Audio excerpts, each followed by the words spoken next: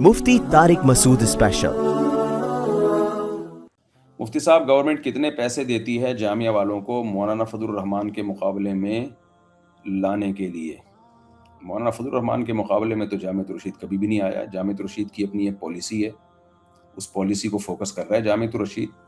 मुल्क की सालिमियत और तालीम का अपना जामियत रशीद का एक मिजाज है, एक निज़ाम है जामियत रशीद का कि हमने इस तालीमी निज़ाम को फ़रोग़ देना है। उसमें किसी की मुखालफत या हिमायत की कोई बात ही नहीं है। और गवर्नमेंट एक धेला भी नहीं देती। गवर्नमेंट इतनी अच्छी अगर हो जाए कि जामियत रशीद एक बेहतरीन निसाब तालीम को लेके चल रहा हो और गवर्नमेंट उसको पैसे देना शुरू कर दे तो सुभान अल्लाह, पाकिस्तान तो फिर जिंदाबाद। गवर्नमेंट एक धेला भी नहीं देती है जामियत रशीद को।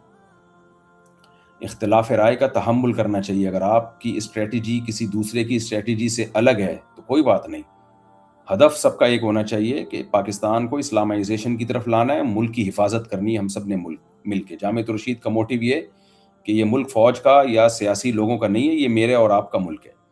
अगर इसमें कोई जर्नेल जुल्म कर रहा है तो भी ये पाकिस्तान हमारा है, कोई जर्नेल जुल्म नहीं कर रहा तो भी पाकिस्तान हमारा है। तो ये जो बॉर्डर पे लड़ने वाले फौजी हैं, हमने इनकी हिफाजत, इनको प्रोमोट करना है, इनका जिगर बड़ा करना है हमने, क्योंकि ये मेरी और आपकी जंग लड़ रहे हैं, ये मेरे और आपकी जंग लड़ रहे हैं। तो हम किसी की अकीदत में या किसी की नफरत में हम ये नहीं हो सकता कि अब मुल्क की सालमियत पे हम समझौता करना शुरू कर लें। ये जामियत रशीद का मोटिव है और कोई किसी की मुखालफत नहीं जामियत रशीद करता है। जामियत रशीद तो यहाँ तक ब्रॉड माइंडेड है, आज मैं अभी जामियत रशीद में ही प्रोग्राम था, उसी को अटेंड करके आ रहा हूँ। उसमें शिया लोगों को भी बुलाया, उसमें अहले हदीस भी थे, उसमें बरेलवी लोग भी थे, उसमें हिंदू भी थे, उसमें सिख भी थे, उसमें क्रिश्चियन भी थे। तो इतने बड़े पैमाने पे लोगों को बुलाया। अच्छा, अभी उस मैं अटेंड करके आ रहा हूँ। आप JTR मीडिया हाउस पे वो प्रोग्राम भी देख सकते हैं, अपलोड भी कर दिया जाएगा। फिर हमारे शागिर्दों में PTI के लड़के भी हैं, मेरे शागिर्दों में JUI के लड़के भी हैं, मुस्लिम लीगी भी हैं, पीपल्स पार्टी वाले भी हैं, और हमारे टीचर्स में, दौरे हदीसी के टीचरों में, मेरे टीचर्स में जो जिनसे मैंने बराह रास्त पढ़ा है, और अभी वो जामियत रशीद में बड़ी बड़ी किताबें पढ़ा रहे हैं। कुछ PTI के हैं, कुछ मुस्लिम लीग के हैं, कुछ JUI के टीचर्स हैं।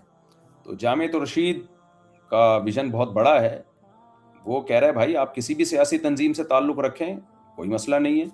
हाँ, जामियत रशीद के जो उस्ताद हैं हज़रत मुफ्ती अब्दुल रहीम साहब, उनकी भी एक सियासी सोच है, लेकिन वो किसी को पाबंद नहीं करते। तो सब साथ चल रहे हैं जामियत रशीद में। मोहब्बत से आप कभी आओ हमारे इदारे में, खुशबू लगा के आपको JUI के लोग भी नज़र आएंगे, जमीयत उलमा इस्लाम के, आपको वहाँ PTI के लोग भी नज़र आएंगे। एक तालीमी इदारा है, उसका एक हदफ है कि हमने तालीम का ये वाला सिस्टम सोसाइटी में लाना है और उलमा को हमने इस काबिल करना है कि वो मुल्की इदारों की बागडोर अपने हाथ में लें। वो फौज में भी जाएं, वो अदलिया में भी जाएं। अच्छा, यहाँ बहुत से लोगों को इश्काल होता है कि जी मौलवियों का काम नहीं है फौज में बंदे भेजना, ये तो इदारे होते हैं।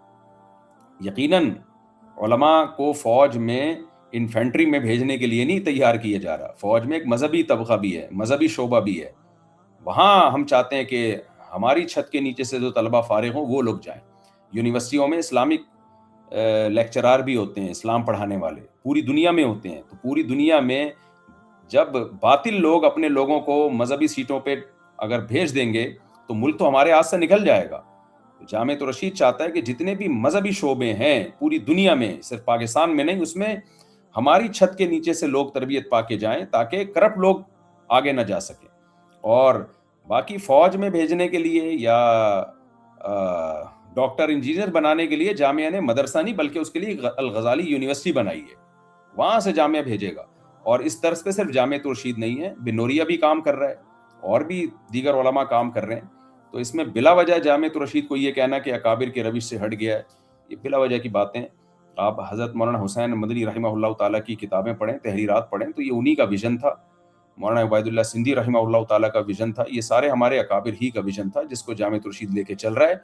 और जामिया किसी के खिलाफ नहीं है। वो कह रहा है जो भी दीन के शोबे में हमारे दीनी मदारिस काम कर रहे हैं सब हमारे अकाबिर हैं, सब हमारे सराखों पे। ये बहुत प्यारा साफ सुथरा सा पैगाम है। इसे कोई अगर तोड़ मोड़ के पेश करना शुरू कर दे, सरकारी लोग हैं, पिट्ठू हैं, फलाना है, ढिमकाना है, तो मैं तो 36 साल से हूँ, मुझे पता है जामियत रशीद सरकार से कुछ नहीं लेता और हाँ, पाकिस्तान को फोकस करता है। वो कहते हैं कि अगर पाकिस्तान गया ना तो मेरे भाई हम सब की वाट लगेगी।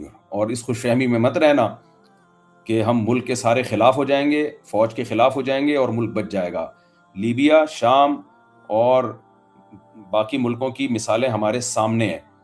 تو جہاں یہ تحریکیں چلی ہیں اور جو بیڑا غرق ہوا ہے پھر کوئی بچانے نہیں آیا. ہمارا حشر غزہ سے زیادہ برا ہوگا. تو حضرت مفتی عبدالرحیم صاحب پہلے سے ان حالات کو بھانپ گئے ہیں، لہذا انہوں نے پاکستان بچانے میں ایڑی چوٹی کا زور لگا دیا.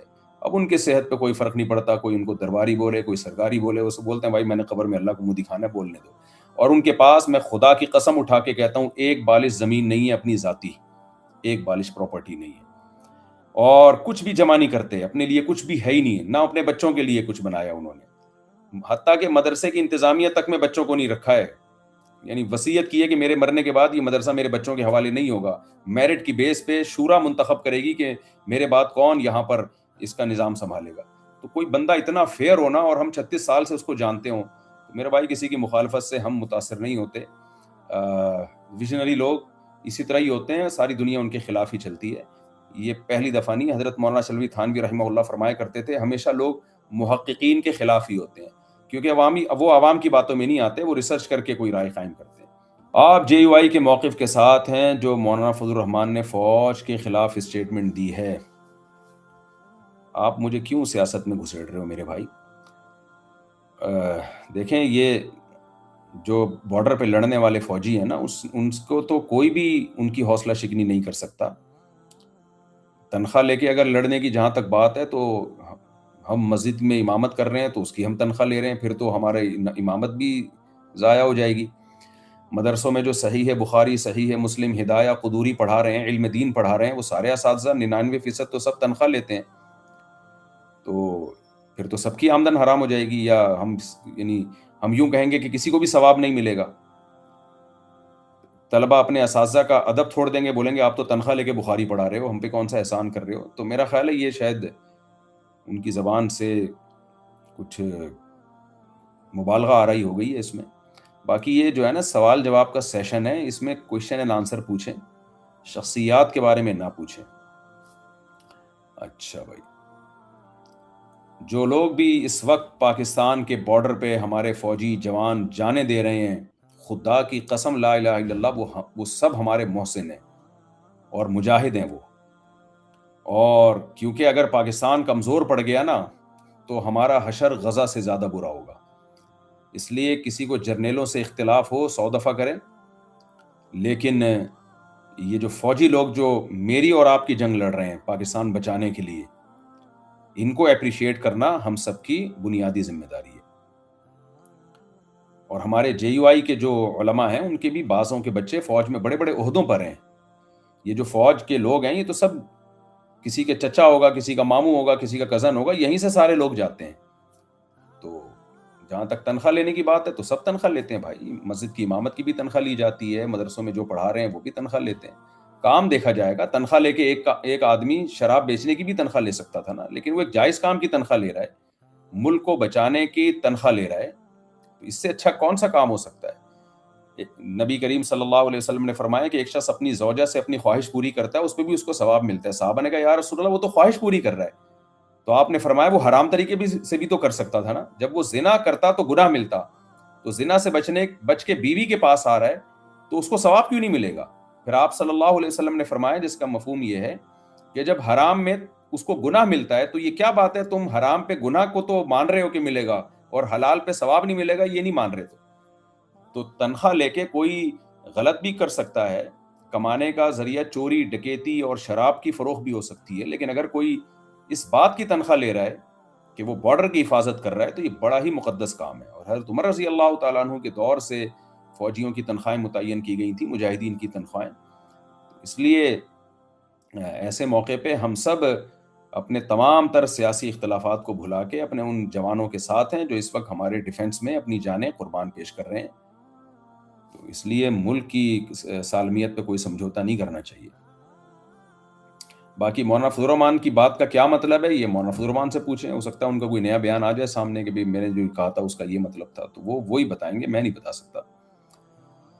مفتی صاحب آپ کہتے ہیں کہ ایک طرف اگر مفتی تقی عثمانی صاحب کی رائے ہو اور ایک طرف مفتی عبدالرحیم صاحب کی رائے ہو تو میں مفتی تقی عثمانی صاحب کی رائے کو قبول کروں گا. لیکن مدارس رجسٹریشن کے بارے میں پورا سوال نہیں آیا آپ کا. دیکھیں حضرت مفتی تقی عثمانی صاحب کی رائے شرعی معاملات میں، باقی انتظامی چیزوں میں تو کسی کی بھی رائے کو فالو کیا جا سکتا ہے اگر شریعت کے خلاف نہ ہو. تو انتظامی چیزوں میں جو معاملات ہیں کہ کون سی وزارت سے رجسٹرڈ ہونا چاہیے، تو اس میں کیا ہے یعنی اگر کسی کی رائے یہ ہے، اب جامعۃ الرشید اگر وزارت تعلیم میں چلا گیا تو اس کا فائدہ یہ ہو رہا ہے کہ پوری دنیا سے ہم ویزے ملیں گے تعلیم کے نام پہ، طلبہ ہمارے ملک میں آ کے پڑھیں گے. جیسے کہ بنوریا پہلے سے موجود ہے، بنوریا جو ہے وہ تو وزارت تعلیم سے رجسٹرڈ ہے، جو مفتی منعیم صاحب کا مدرسہ ہے. تبھی انہوں نے پوری دنیا میں اپنی برانچیں بھی کھول لی ہیں اور پوری دنیا سے طلبہ ان کے ہاں پڑھنے کے لیے بھی آ رہے ہیں. میں گیا ہوں، میں نے امریکہ میں بنوریا کی برانچیں دیکھی ہیں. وجہ اس کی یہی ہے کہ وزارت تعلیم سے ہیں وہ، تو اس کا فائدہ ہوتا ہے. تو جامعۃ الرشید بھی امریکہ میں کینیڈا میں بھی اپنی برانچیں کھول رہا ہے، وہاں بھی طلبہ آئیں گے تو علم پھیلے گا. تو یہ ہماری رائے ہے کہ یہ اس سے فائدہ ہوگا. جبکہ حضرت اقدس حضرت مفتی تقی عثمانی صاحب ہمارے سروں کے تاج ہیں، ان کی ذاتی رائے یہ ہے، یا جمہور کی رائے کہہ لیں آپ اس کو، کہ نہیں بھائی ہمیں اسی قدیم طرز پہ چلنا ہے جیسے ہم پہلے چلے آ رہے ہیں. تو یہ کوئی ایسی بات نہیں ہے کہ جس میں کوئی کھلاڑا ڈال دیا جائے اور کہا جائے کہ علماء دیوبند دو حصوں میں ڈیوائیڈ ہو چکے ہیں. یہ ایسا کچھ بھی نہیں ہے. اور حضرت مفتی تقی عثمانی صاحب نے بھی یہی فرمایا ہے کہ جو وزارت تعلیم میں جانا چاہے ادھر چلا جائے، جو سوسائٹی ایکٹ کے تحت آنا چاہے وہ ادھر آ جائے. تو ہماری رائے حضرت کی رائے کے خلاف نہیں ہے. وہ بھی اس کو ناجائز نہیں سمجھتے، وہ کہتے ہیں یہ بھی ٹھیک ہے اگر کوئی کسی کو اس پہ اطمینان ہے. تو ان کا ظرف بڑا ہے. یہ جو چھوٹے موٹے لوگ ہوتے ہیں نا، یہ زیادہ مسئلے کر رہے ہوتے ہیں. مفتی صاحب نماز کے دوران جب امام اللہ اکبر کہے اور رکوع یا سجدے میں جائے تو کیا ہم اس کا اللہ اکبر پورا کرنے کے بعد رکوع یا سجدے میں جائیں یا امام کے ساتھ ہی اللہ اکبر کہتے وقت چلے جائیں؟ احتیاط اسی میں ہے، روایات سے یہ مفہوم ثابت بھی ہے کہ جب وہ اللہ اکبر کی راہ تک پہنچے تو پھر آپ اللہ اکبر کہیں. اگرچہ فقہ حنفی میں دونوں طریقے ہیں. صاحبین کا مذہب یہ ہے کہ جب وہ اللہ اکبر کی راہ کر پہنچے گا تو پھر آپ، یعنی جب وہ رکوع میں جائے تو پھر آپ رکوع کی طرف جائیں. امام ابو حنیفہ رحمہ اللہ تعالیٰ کی رائے یہ ہے کہ نہیں، جیسے امام رکوع میں جانے لگے آپ بھی ساتھ میں رکوع میں چلے جائیں. اور حدیث میں آتا ہے کہ اذا کبر فکبروا، اذا کا مطلب جب امام تکبیر کہے تم بھی تکبیر کہو. اسی طرح حدیث میں یہ بھی آتا ہے کہ نبی کریم صحابہ کہتے ہیں کہ جب نبی سجدے میں جاتے تھے تو ہم انتظار کرتے تھے، جب آپ سجدے تک پہنچتے تو ہم پھر سجدے میں جاتے. تو امام حنیفہ کی رائے یہ ہے کہ نہیں، ساتھ ساتھ ہوگا. اور وہ اس حدیث میں تعویل کرتے ہیں کہ نبی کریم صلی اللہ علیہ وسلم کا جسد مبارک آخر عمر میں آپ کا جسم تھوڑا سا وزن بڑھ گیا تھا، تو اس لیے آپ نے فرمایا لا تسبقونی برکوع ولا بسجود، رکوع سجدے میں مجھ سے پہل مت کرو. تو اس لیے صحابہ نے یہ کیا کہ جب نبی سجدے میں جاتے تو آپ جھکتے، یعنی صحابہ کرام جھکتے تاکہ پہل نہ ہو جائے. ورنہ امام حنیفہ کی رائے ہے کہ اصل مطلب یہی ہے کہ امام کی اقتداء کا ہمیں حکم دیا ہے. اذا آتا ہے معیت کے لیے کہ جب امام یہ کرے، حدیث میں آتا ہے تو تم بھی ساتھ ساتھ ہی کرو. لیکن صاحبین کی رائے یہی ہے، جو جمہور کی رائے ہے وہ یہ ہے کہ نہیں، پہلے انتظار کیا جائے گا. میں سمجھتا ہوں کہ اس زمانے میں یہ دوسری رائے زیادہ صحیح ہے، کیونکہ اگر بالکل امام کے ساتھ جائیں گے نا تو اس بات کا آج کل بہت خطرہ ہوتا ہے کہ لوگ پہل کرتے ہیں. اور میں تو خود امام ہوں، میں دیکھ رہا ہوتا ہوں، مجھے پتہ چل رہا ہوتا ہے کہ ہمارے سجدے میں جانے سے پہلی پبلک سجدے میں پہنچ چکی ہے. اس لیے میرا خیال یہ ہے کہ اس زمانے میں صاحبین اور جو جمہور کی رائے ہے اور ایک حدیث سے اس کی تائید بھی ہو رہی ہے، اسی رائے کو فالو کرنا زیادہ بہتر ہے، تاکہ لوگ امام سے پہل نہ کریں. کیونکہ امام سے پہل کرنا بہت سخت جرم ہے، زیادہ بڑا مسئلہ ہے. اچھا بھائی، اگر چوری کیے ہوئے پیسے، او بھائی صاحب بیچارے کا سوال ہی غائب ہو گیا. مفتی صاحب کیا مرد کے گھر پہ مسل نماز پڑھنے سے مرد کی نماز ہو جاتی ہے یا نہیں ہوتی؟ کیا مطلب مسل نماز، یہ کیا ہوتا ہے؟ اور کیا یہ گھر پہ نماز پڑھی تو کیا یہ قبول ہوتی ہے کہ نہیں؟ اچھا، میرا خیال ہے یعنی جماعت سے نماز نہیں پڑھ رہے، گھر پہ نماز پڑھ رہے ہیں. نبی کریم صلی اللہ علیہ وسلم نے فرمایا لا صلاۃ لجار المسجد الا فی المسجد، جس کے قریب میں مسجد ہو تو اس کی نماز گھر میں نہیں ہوتی. تو بہت شدید وعید ہے کہ فرض نماز مسجد میں جا کے ہی پڑھنا ضروری ہے. باقی علماء نے دوسری حدیثوں کو سامنے رکھ کر اس کا مطلب یہ بیان کیا ہے کہ اگر کوئی گھر میں انفرادی نماز پڑھے تو نماز کا ایک تو جماعت چھوڑنے کا گناہ ملے گا اور 27 درجے ثواب سے وہ محروم ہو جائے گا. تو فرض تو ادا ہو جائے گا، قضا کرنے کے گناہ سے تو بچ جائے گا، لیکن بہت بڑے ثواب سے اس کی محرومی ہوگی. اس لیے فرض نماز مسجد ہی میں جا کے پڑھا کریں. حرمت مصاہرہ کا پرانا مسئلہ کا فتویٰ لینا چاہیے؟ جی ہاں، لینا چاہیے. اگر خدا نخواستہ کوئی ایسا مسئلہ ہو گیا تو کسی دارالفتہ سے قریبی دارالفتہ سے فتویٰ لینے چاہیے، معتبر دارالفتہ۔ مفتی صاحب میں ہمارے رشتہ دار کے لڑکی سے اگلے ہفتے نکاح کی بات کرنے جا رہا ہوں، پلیز دعا کیجیے۔ اور میں آپ کو بیان سن کے داڑھی رکھ لیے، ماشاءاللہ ماشاءاللہ، خاندانی کام کیا، دل سے دعا ہے اللہ آپ کو سنت پہ قائم رہنے کی توفیق عطا فرمائے، اور اسی خوشی میں اللہ آپ کا رشتہ بھی پکا ڈھکا کر دے۔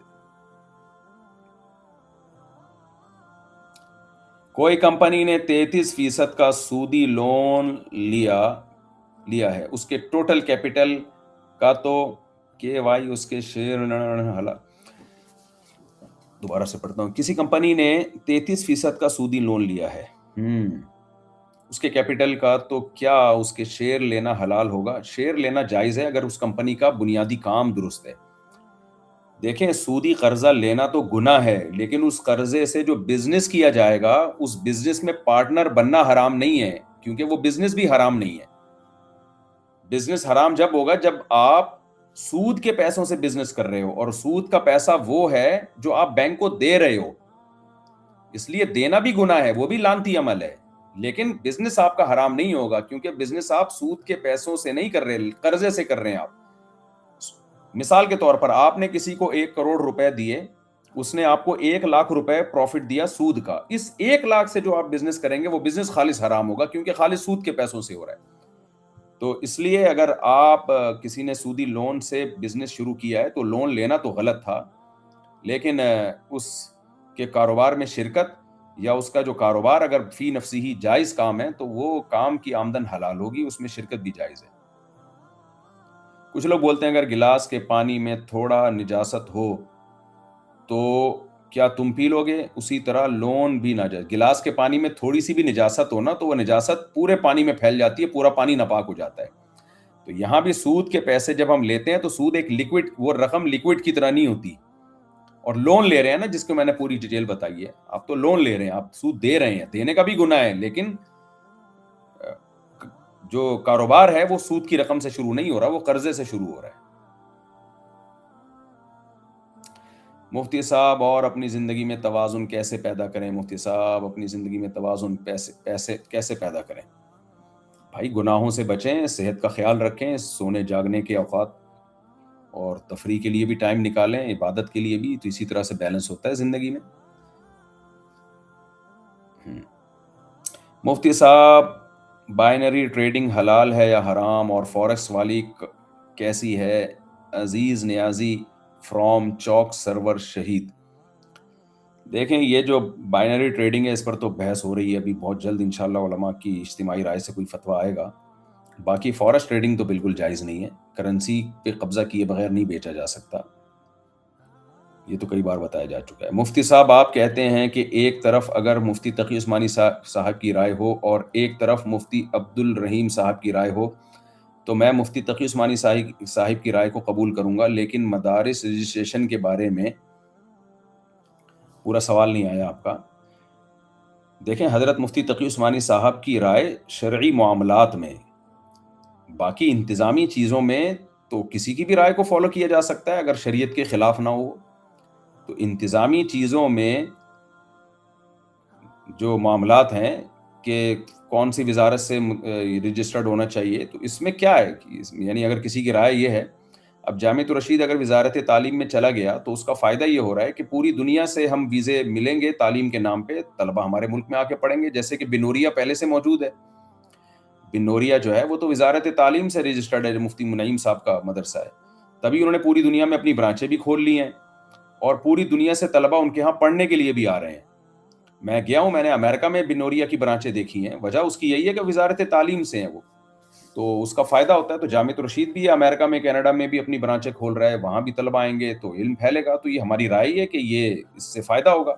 جبکہ حضرت اقدس حضرت مفتی تقی عثمانی صاحب ہمارے سروں کے تاج ہیں، ان کی ذاتی رائے یہ ہے، یا جمہور کی رائے کہہ لیں آپ اس کو، کہ نہیں بھائی ہمیں اسی قدیم طرز پہ چلنا ہے جیسے ہم پہلے چلے آ رہے ہیں۔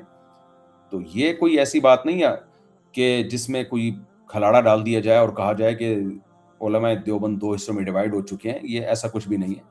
اور حضرت مفتی تقی عثمانی صاحب نے بھی یہی فرمایا ہے کہ جو وزارت تعلیم میں جانا چاہے ادھر چلا جائے, جو سوسائٹی ایکٹ کے تحت آنا چاہے وہ ادھر آ جائے. تو حضرت کی ہماری رائے حضرت کی رائے کے خلاف نہیں ہے, وہ بھی اس کو ناجائز نہیں سمجھتے, وہ کہتے ہیں یہ بھی ٹھیک ہے اگر کوئی کسی کو اس پہ اطمینان ہے. تو ان کا ظرف بڑا ہے, یہ جو چھوٹے موٹے لوگ ہوتے ہیں نا یہ زیادہ مسئلے کر رہے ہوتے ہیں. میرے ہیئرز بہت پتلے اور سلکی ہیں, نماز میں اسکارف سے ایک دو بال باہر آ جاتے ہیں ہلکے سے, مجھے لگتا دھاگا ہوگا لیکن ہیئر, کیا نماز ٹوٹ جاتی ہے؟ نہیں, اس سے نماز نہیں ٹوٹتی, لیکن یہ جائز نہیں ہے. آپ اہتمام کیا کریں کہ نماز کے دوران سارے بال اسکارف کے تحت رہیں, یہ نماز نہیں ٹوٹے گی ایک آدھ بال اگر نکل آیا تو.